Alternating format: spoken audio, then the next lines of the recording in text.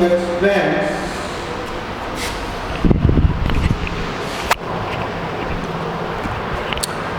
सबको नमस्कार। Now start our class. ये क्लास है आपकी BSc BEd 4th year, BSc BEd 4th year subject zoology. ये जूलॉजी में आपका है ये जेनेटिक्स, और आपका पार्ट नंबर चल रहा है भाई, लेक्चर नंबर है ये 17।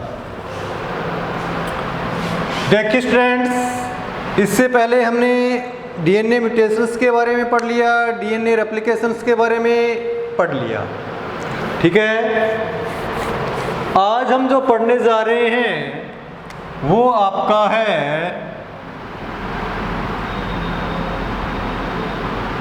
ट्रांसक्रिप्शन। क्या है? ट्रांसक्रिप्शन। आज हम पढ़ेंगे वो ट्रांसक्रिप्शंस के बारे में पढ़ेंगे कि ट्रांसक्रिप्शंस क्या है, ट्रांसक्रिप्शन क्या है। देखिए स्टूडेंट्स, हमने इससे पहले क्या पढ़ा था? डीएनए रेप्लिकेशन पढ़ा था। डीएनए रेप्लिकेशन में क्या था कि डीएनए रेप्लिकेशन में जो था कि एक डीएनए के द्वारा अपनी हूबहू प्रति यानी कि कॉपी का निर्माण किया जा रहा था। अब डीएनए के अंदर पढ़ा था कि जो डीएनए का रेप्लिकेशन होता है तो इसमें विशिष्ट एंजाइम भी भाग लेते हैं। अब लेकिन यहाँ पर क्या है? यहाँ पर है ट्रांसक्रिप्शन। डीएनए रेप्लिकेशन में तो डीएनए से डीएनए बन रहा था, लेकिन ट्रांसक्रिप्शन में क्या होता है कि ट्रांसक्रिप्शन में डीएनए से क्या बनते हैं भाई? आरएनए। डीएनए से क्या बनते हैं? आरएनए। और जो आरएनए के मेजर पार्ट होते हैं, वैसे तो कई प्रकार के आरएनए हो सकते हैं, लेकिन मेजर आरएनए के रूप में आपको आरआरएनए, एमआरएनए और टीआरएनए, ये 3 प्रकार के आरएनए मिलते हैं। अब देखिए स्टूडेंट्स कि ट्रांसक्रिप्शन क्या है। ट्रांसक्रिप्शन का अर्थ है कि डीएनए के द्वारा आरएनए बनना।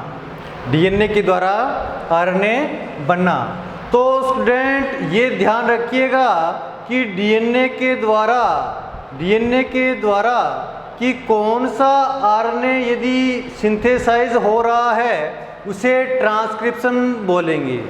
मेनली आपने बुक के अंदर या जब आपको पढ़ाते हैं तो आपको क्या बताते हैं कि डीएनए के द्वारा एमआरएनए बनना ट्रांसक्रिप्शन कहलाता है, क्योंकि प्रोटीन सिंथेसिस में हम क्या देखते हैं? प्रोटीन सिंथेसिस में केवल एमआरएनए ट्रांसक्रिप्शन को ही देख रहे होते हैं। तो मेनली आपको क्या बताया जाता है कि एमआरएनए बनना ही क्या कहलाता है? ट्रांसक्रिप्शन कहलाता है। तो स्टूडेंट्स, मैं आपको बता देना चाहूँगा कि केवल और केवल आरएनए का बनना ही ट्रांसक्रिप्शन नहीं कहलाता है। चाहे डीएनए से आरआरएनए बने, चाहे डीएनए से टीआरएनए बने, चाहे डीएनए से एमआरएनए बने, यानी कि इन तीनों प्रकार के आरएनए का निर्माण ही क्या कहलाता है? ट्रांसक्रिप्शन कहलाता है। डीएनए के द्वारा यदि ये तीनों प्रकार के आरएनए बनते हैं तो इसे क्या कहते हैं? हमें ट्रांसक्रिप्शन कहते हैं। तो ये तो बात थी स्टूडेंट्स कि ट्रांसक्रिप्शन किसे कहते हैं, ठीक है। ट्रांसक्रिप्शन किसे कहते हैं? तो अब देखिए स्टूडेंट्स, ट्रांसक्रिप्शन जो है ये लगभग उसी प्रकार की मैकेनिज्म है कि जिस प्रकार की हमने देखा था कि डीएनए क्या करता है? डीएनए रेप्लिकेशन करता है। स्टूडेंट्स, आपको यदि याद है तो डीएनए रेप्लिकेशन में हमने देखा था कि डीएनए रेप्लिकेशन में डीएनए रेप्लिकेशन में कुछ एंजाइम्स की आवश्यकता होती है। किसकी आवश्यकता होती है? कुछ एंजाइम्स की। यानी कि जब डीएनए की चेन बनती है तो कुछ एंजाइम चाहिए। एंजाइम क्या करता है? रीड करता है, और जो कंप्लीमेंट्री चेन है उसका क्या करता है? कंप्लीमेंट्री चेन को भी क्या करता है? सिंथेसाइज करता है। अब डीएनए रेप्लिकेशन में हमने देखा था कि डीएनए की चेन को रीड करने के लिए एक एंजाइम होता है, और डीएनए की कंप्लीमेंट्री जो चेन बनाता है उसके लिए भी एंजाइम होता है। वो एंजाइम होता है पॉलीमेरेज। कौन सा है? पॉलीमेरेज। कौन सा एंजाइम था? पॉलीमेरेज। अब ये जो पॉलीमेरेज एंजाइम था डीएनए रेप्लिकेशन में क्या कर रहा था कि डीएनए को देखकर एक डीएनए को देखकर उसकी क्या बना रहा था? प्रतिलिपि बना रहा था। इसलिए ये जो पॉलीमेरेज एंजाइम था इसे हमने क्या बोला था? DNA dependent DNA polymerase enzyme है कहा था। ठीक है, ये तो बात थी डीएनए रेप्लिकेशन में। लेकिन यहाँ पर क्या होता है? ट्रांसक्रिप्शन में होता है स्टूडेंट्स कि जो आरएनए बनता है, वो आरएनए बनता है। आरएनए कैसे बनता है? डीएनए के द्वारा ही बनता है। तो आरएनए यानी कि डीएनए से जो आरएनए बनेगा उसे हमने क्या कह दिया? ट्रांसक्रिप्शन कह दिया। और इस ट्रांसक्रिप्शन में क्या होता है? इस ट्रांसक्रिप्शन में भी एंजाइम होता है। तो स्टूडेंट्स अब देखिए इसमें एंजाइम कौन सा होगा? यहाँ पर जो श्रृंखला बनेगी वो किसकी बनेगी? आरएनए की बनेगी। चेन जो बनेगी वो किसकी बनेगी? आरएनए की बनेगी। इसलिए जो पॉलीमराइजेशन होगा वो किसका हो रहा है? आरएनए का हो रहा है। इसलिए जो एंजाइम होता है वो आरएनए पॉलीमरेज लिखेंगे। अब देखिए ये जो एंजाइम है ये आरएनए का फॉर्मेशन कर रहा है। ये आरएनए का फॉर्मेशन किसको देख के कर रहा है? ये आरएनए का फॉर्मेशन यानी कि सिंथेसाइज जो कर रहा है वो डीएनए को देख के कर रहा है। इसलिए ये जो आरएनए पॉलीमरेज जो होगा वो किसे देखेगा? इस डीएनए को देखेगा। इसलिए इसे हम क्या बोलते हैं? इसे बोलते हैं डीएनए डिपेंडेंट आरएनए पॉलीमरेज। इसे क्या बोलते हैं? DNA dependent RNA polymerase. तो ये आपका एक एंजाइम है। अब देखिए स्टूडेंट्स कि जो ट्रांसक्रिप्शन की जो प्रक्रिया होती है, ट्रांसक्रिप्शन की प्रक्रिया क्या होती है कि हमें पता है कि ट्रांसक्रिप्शन जो होता है हमें जानते हैं कि दो प्रकार की सेल होती है। एक होती है प्रोकैरियोट्स और दूसरी कौन सी होती है आपकी? यूकैरियोट्स। यानी कि ट्रांसक्रिप्शन की जो घटना दोनों प्रकार की सेल में होगी, प्रोकैरियोट्स में भी होगी और यूकैरियोट्स में भी होगी। तो प्रोकैरियोट्स और यूकैरियोट्स के अंदर जो एंजाइम होते हैं वो एंजाइम क्या एक ही प्रकार के होते हैं या अलग अलग प्रकार के होते हैं? देखिए स्टूडेंट्स कि जो प्रोकैरियोटिक में जो एंजाइम होते हैं वो होता है सिंगल एंजाइम होता है। यानी कि एक ही प्रकार का एंजाइम जो होगा वो आरआरएनए भी बनाएगा, वही एंजाइम एमआरएनए बनाएगा और वही एंजाइम क्या बनाएगा? टीआरएनए बनाएगा। लेकिन यदि बात हम करते हैं यूकैरियोट सेल की बात करते हैं तो यूकैरियोट सेल के अंदर केवल एक ही एंजाइम के द्वारा ये काम नहीं होता है।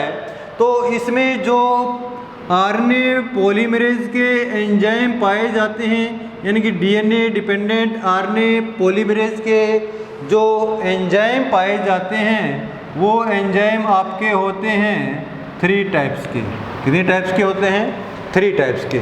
इनमें एक एंजाइम को बोलेंगे DNA dependent RNA polymerase first, एक को बोलेंगे DNA dependent RNA polymerase second, और एक को बोलेंगे DNA dependent RNA polymerase third.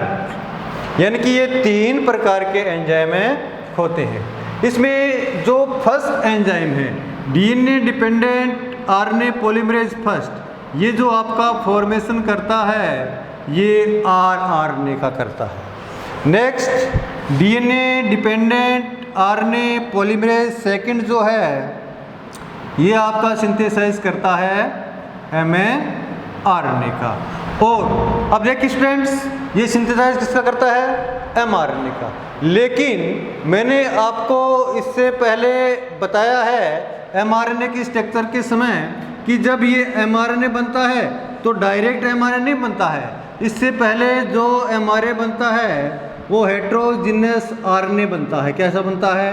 Heterogeneous RNA बनता है। अर्थात आप डीएनए डिपेंडेंट सेकंड को हेट्रोजीनियस आरएनए को क्या करने वाला, निर्देशित करने वाला भी मान सकते हैं, या एमआरएनए को निर्देशित करने वाला। डीएनए डिपेंडेंट जो थर्ड होता है ये आपका टीआरएनए के लिए होता है। तो स्टूडेंट्स हम कह सकते हैं कि प्रोकैरियोट्स के अंदर जो एंजाइम होता है वो केवल एक ही प्रकार का होता है, जबकि यूकैरियोट्स के अंदर जो ये एंजाइम होते हैं ये 3 प्रकार के होते हैं। इसमें जो डीएनए डिपेंडेंट फर्स्ट होता है वो आरआरएनए के लिए, सेकंड जो होता है वो एमआरएनए के लिए, और थर्ड जो होता है वो टीआरएनए के लिए होता है। ये स्टूडेंट ये तो बात थी आपके एंजाइम की। किसकी बात थी? आपके एंजाइम की। कौन सा एंजाइम होता है?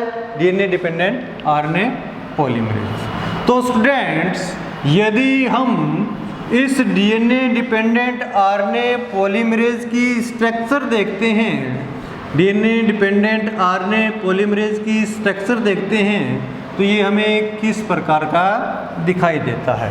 देखिए हम बात करते हैं RNA polymerase, RNA polymerase enzyme क्या देखनी है? स्ट्रक्चर, यानी कि structure of RNA polymerase enzyme. यदि हम इसकी स्ट्रक्चर देखते हैं तो स्ट्रक्चर में हम क्या देखते हैं कि स्ट्रक्चर में देखते हैं कि इसके पास 2 इकाई तो क्या होती है?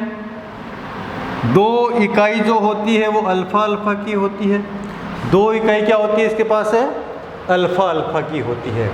जबकि 2 इकाई जो होती है वो किसकी होती है? एक तो होती है आपकी बीटा, और सेकंड क्या होती है? Beta dash. तो यहाँ पर तो है 2 अल्फा अल्फा, जबकि एक बीटा और एक है बीटा डैश। और इसके अलावा इसमें क्या होता है?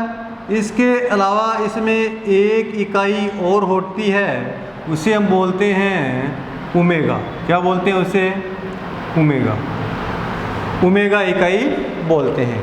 अर्थात जो आरएनए पॉलीमरेज जो एंजाइम होता है, आरएनए पॉलीमरेज जो एंजाइम होता है ये कितनी यूनिट्स का बना होता है?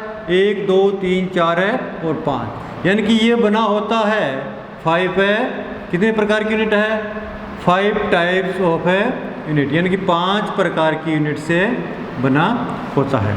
यानी कि ये जो 5 प्रकार की यूनिट से जो बना हुआ जो भाग है इसे हम बोलते हैं कोर एंजाइम। क्या कहते हैं इसे? हम कोर एंजाइम कहा जाता है। अब स्टेट देखिए, अब इसमें केवल और केवल ये 5 यूनिट ही नहीं होती है, इसके अलावा एक फैक्टर और होता है। क्या होता है एक फैक्टर और? इसमें जो एक फैक्टर और होता है वह आपका सिग्मा फैक्टर, यानी कि सिग्मा फैक्टर है, यानी सिग्मा इकाई और होती है। अर्थात जो आरएनए पॉलीमरेज जो होगा उसमें 5 इकाई तो ये, जबकि एक इकाई क्या होगी? सिग्मा फैक्टर के रूप में होती है। अब जो 5 इकाइयों वाला जो भाग है ये आपका क्या कहलाएगा? कोर एंजाइम, और इसमें क्या जुड़ गया है, सिग्मा फैक्टर। जब इन 5 इकाइयों में सिग्मा फैक्टर और जुड़ जाता है तो इसे हम कहते हैं होलो एंजाइम। तो इसे क्या कहा जाता है अभी, तो इसे कहा जाएगा होलो एंजाइम। यानी कि जो आरएनए पॉलीमरेज एंजाइम है इसमें क्या क्या पाया जाता है, इसके अंदर जो 2 अल्फा, 1 बीटा डैश, ओमेगा और सिग्मा इकाई पाई जाती है। इसको बोलते हैं कोर एंजाइम, और सिग्मा फैक्टर जुड़ने में क्या बन जाएगा, ये संपूर्ण है, इसे क्या बोलेंगे, होलो एंजाइम। तो ये तो बात थी स्टूडेंट्स इसकी एंजाइम की।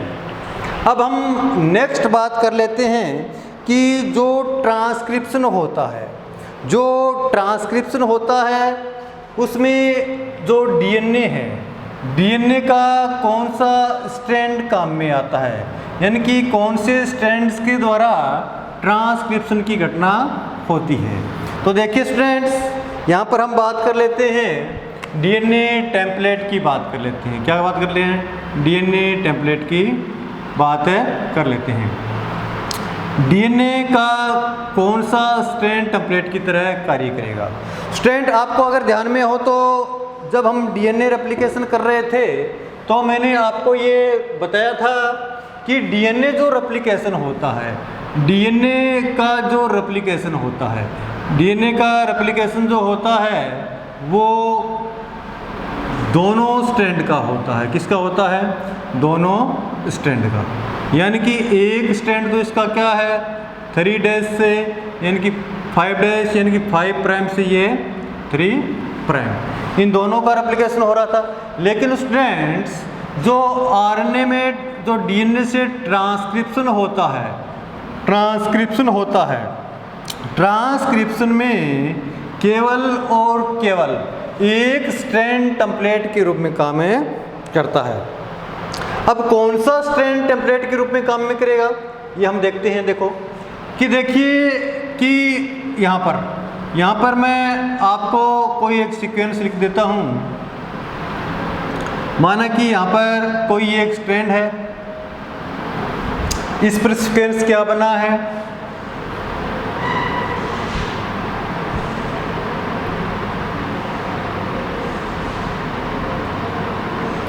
ये कोई सीक्वेंस बना है, ठीक है। अब जो दूसरा स्ट्रैंड, इसे मानिए 3 डैश से 5 डैश, ठीक है। अब जो दूसरा स्ट्रैंड बनेगा, दूसरा स्ट्रैंड देखिए,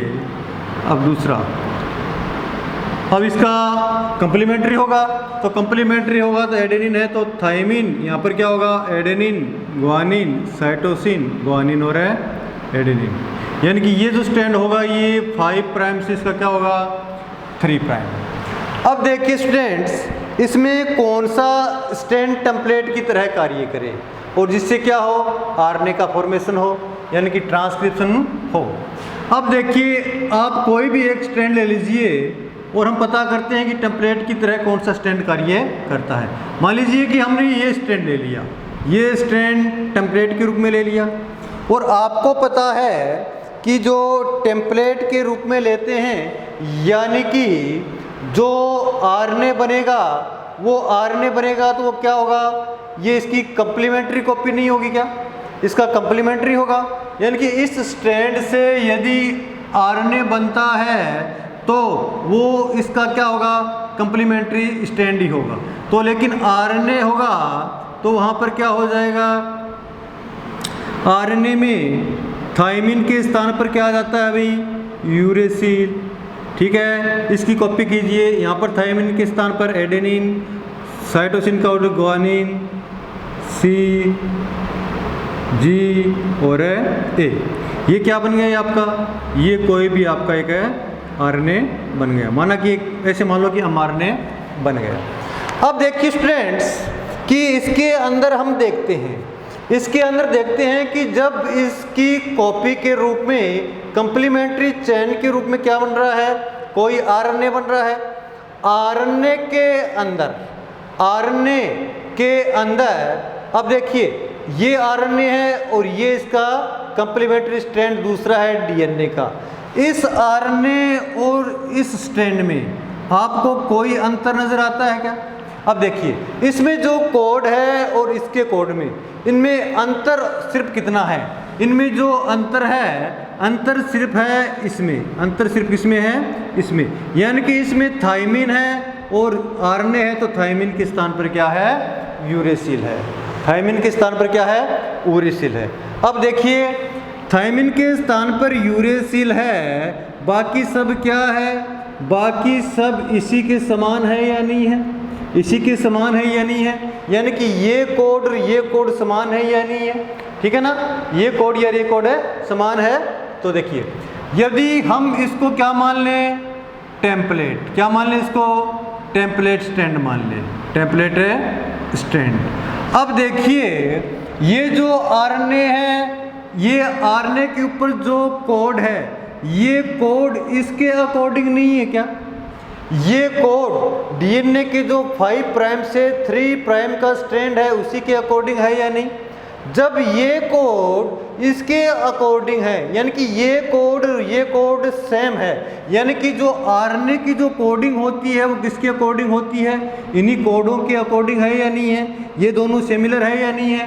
तो इसलिए यदि ये टेम्पलेट स्ट्रैंड है तो कोडिंग इसके अनुरूप हो रही है, तो इस स्ट्रैंड को हम क्या बोल देंगे? इसे हम बोल देंगे कोडिंग है स्ट्रैंड। क्या बोल देंगे? कोडिंग है स्ट्रैंड। अब ये तो बात थी टेम्पलेट स्ट्रैंड की, और दूसरा क्या है आपका? कोडिंग है स्ट्रैंड। अब देखिए स्टूडेंट्स, कि जो कोड बनते हैं, चाहे कोड ये है, इनके अकॉर्डिंग ये कोड बने हैं, ये जो कोड होते हैं और इन कोड का कोई ना कोई सेंस निकलता है, निकलता है, कोई ना कोई मतलब निकलता है या नहीं निकलता है। यानी कि ये जो कोड होते हैं, ये एमिनो एसिड को क्या करते हैं? रिप्रेजेंटेड करते हैं, नहीं करते हैं। इसलिए इन कोडों का कोई ना कोई मतलब है, निकलता है। और जब इन कोडों का कोई ना कोई मतलब निकलता है, तो ये जो आरएनए के कोड बने थे, ये डीएनए के 5 प्राइम से 3 प्राइम के समान, यानी कि कोडिंग स्ट्रैंड के समान है या नहीं है? इसलिए हम इस कोडिंग स्ट्रैंड को क्या कह सकते हैं? इसे हम सेंस स्ट्रैंड भी कह सकते हैं। क्या कह सकते हैं? सेंस स्ट्रैंड भी कह सकते हैं। यानी कोई न कोई इन कोडों का क्या निकलता है? मीन है, निकलता है। अब देखो, इनके कंप्लीमेंट्री ये है और इनके कंप्लीमेंट्री ये थे, यानी कि ये कोडिंग है, तो यानी कि ये सेंस है, तो इसका विपरीत ये है, तो इसे हम क्या बोल दिया? इसे बोल दिया एंटी सेंस स्ट्रैंड। इसे हमने क्या कह दिया? Anti sense strand. अब देखिए स्टूडेंट्स, अब यहाँ पर हम थोड़ा सा रिवाइज कर लेते हैं कि डीएनए के जिस स्ट्रैंड के द्वारा कोई भी कंप्लीमेंट्री कॉपी बनती है, तो उस स्ट्रैंड को हम क्या बोलते हैं?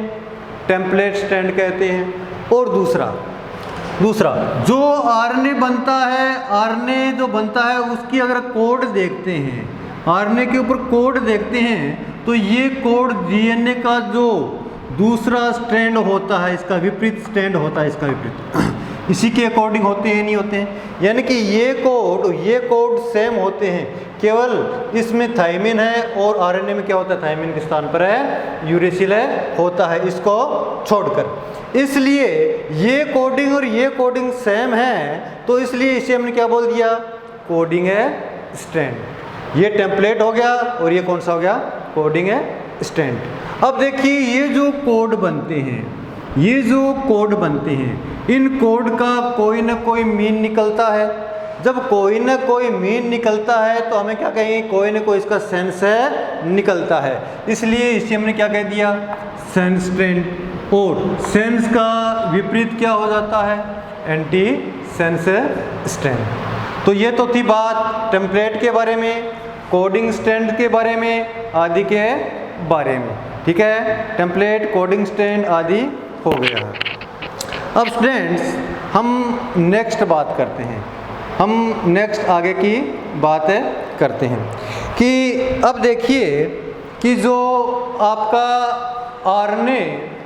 आरएनए सिंथेसाइज होगा यानी कि ट्रांसक्रिप्शन की घटना होती है वो किस प्रकार से होती है। तो देखिए स्टूडेंट्स,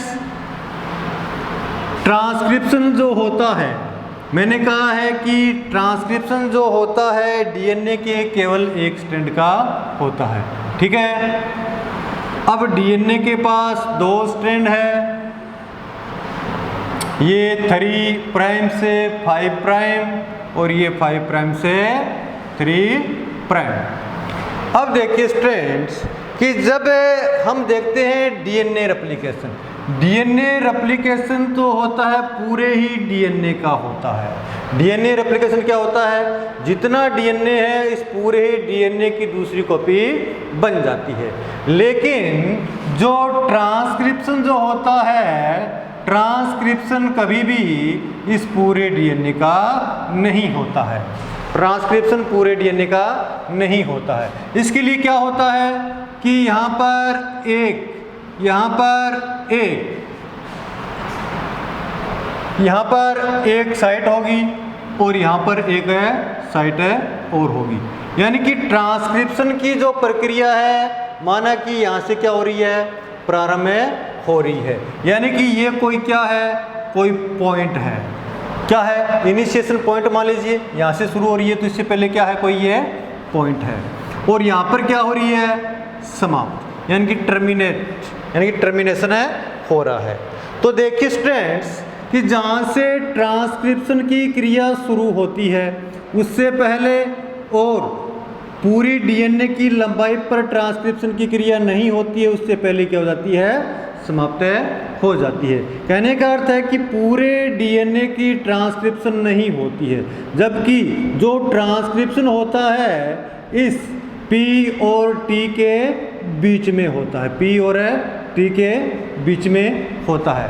जो P और T के बीच में ट्रांसक्रिप्शन होता है इसलिए इसे हम क्या बोलते हैं, स्ट्रक्चरल बोलते हैं। क्या बोलते हैं, स्ट्रक्चरल, ठीक है। ये तो क्या है, इसका स्ट्रक्चरल पार्ट है, यानी कि संरचना जो बनती है इसी पार्ट की बनती है। जो P, जो प्रारंभिक जो P है, ये क्या है, ये इसका प्रोमोटर है। क्या है, प्रोमोटर है। और जो T है, T इसका क्या है, ये इसका टर्मिनेशन पॉइंट है, टर्मिनेशन पॉइंट है, यानी कि स्टॉप पॉइंट है। कौन सा पॉइंट है, ये स्टॉप है पॉइंट है। अब स्टूडेंट्स देखिए कि हमने देखा है कि जो ट्रांसक्रिप्शन होता है पूरे डीएनए का नहीं होता है, इससे पहले यानी कि उससे पहले कुछ न्यूक्लियोटाइड पर क्या पाया जाता है, प्रोमोटर पाया जाता है। उसके बाद ट्रांसक्रिप्शन होता है और पूरे डीएनए से पहले ही ट्रांसक्रिप्शन क्या हो जाता है, समाप्त हो जाता है। यानी केवल इतने ही पार्ट का क्या होता है, ट्रांसक्रिप्शन क्या होता है, आरएनए बनता है। इसलिए इसे हम क्या बोलते हैं, स्ट्रक्चरल कहा जाता है। और जो प्रोमोटर होता है और अंतिम क्या होता है, इसका टर्मिनेशन पॉइंट होता है। अब देखिए स्टूडेंट्स कि जो ट्रांसक्रिप्शन होगा, ट्रांसक्रिप्शन जो होगा, ट्रांसक्रिप्शन की डायरेक्शन क्या होगी। अब देखिए स्टूडेंट, जो ट्रांसक्रिप्शन होगा वो डायरेक्शन हमेशा क्या होगी, प्रोमोटर से टर्मिनेशन की तरफ, डायरेक्शन से क्या होगी, P से T की तरफ। यानी कि कहने का अर्थ यह है कि ये प्रोमोटर और डीएनए पॉलीमरेज मिलकर क्या करेंगे, जो डीएनए की चेन है उसका रीड करेंगे। और जब डीएनए की चेन को रीड करेंगे तभी तो उसके अकॉर्डिंग कंप्लीमेंट्री रूप से क्या बना सकते हैं, कंप्लीमेंट्री रूप से क्या बना पाएंगे, कंप्लीमेंट्री रूप से क्या बना पाएंगे, आरएनए की चेन बना पाएंगे, नहीं बना पाएंगे। अब देखिए स्टूडेंट्स कि मैंने आपको पहले भी बताया है कि जो रीडिंग होती है